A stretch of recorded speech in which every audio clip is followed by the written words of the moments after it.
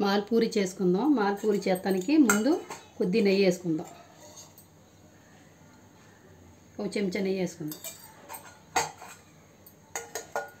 దీంట్లోనే ఒక పావు లీటర్ పాలు పోసుకుందాం.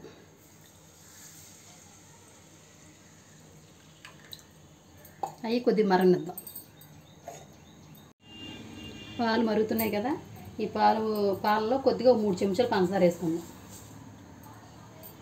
వేసుకొని పాల పౌడరు, ఒక కప్పు పాల పౌడర్ వేసుకుని కొద్దిగా వేసుకుని ఉండలు కట్టకుండా కలుపుకుందాం.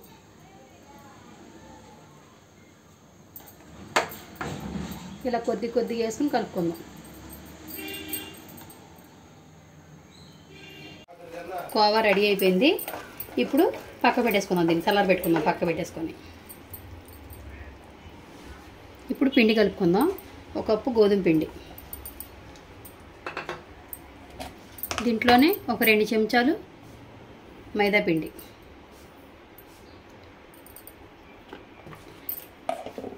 దీన్ని కొద్దిగా వాటర్ వేసి కలుపుకుందాం. మన దోసల పిండిలా ఉంటుంది కదా, అలా దోసల పిండిలా కలుపుకుందాం. ఇలా దోసల పిండిలా కలుపుకొని పక్క పెట్టుకుందాం. ఇప్పుడు పాకం పట్టుకుందాం. ఒక కప్పు పంచదార వేసుకొని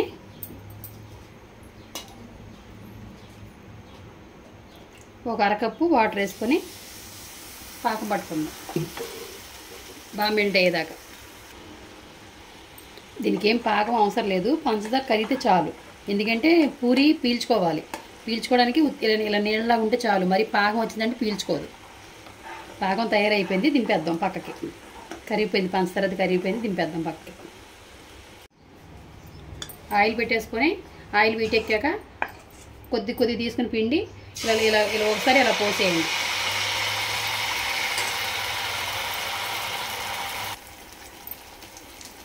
ఇలా 2 వైపులు ఎర్ర కాల్చుకుని తీసేసి పక్క పెట్టేసుకోండి. ఇలా ఎర్ర కాలితే చాలు. ఇప్పుడు ఈ ఏగిన పూరీలు తీసి పాకంలో వేసుకుందాం. ఒక 5 సెకండ్లు ఉంచితే పాకం మొత్తం పీల్చుకుంటుంది. ఇలా పాకంలో వేసేసుకుందాం.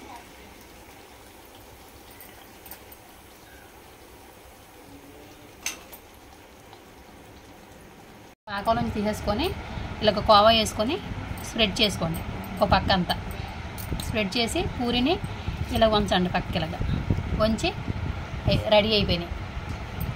జ్యూసీగా తయారైనాయి.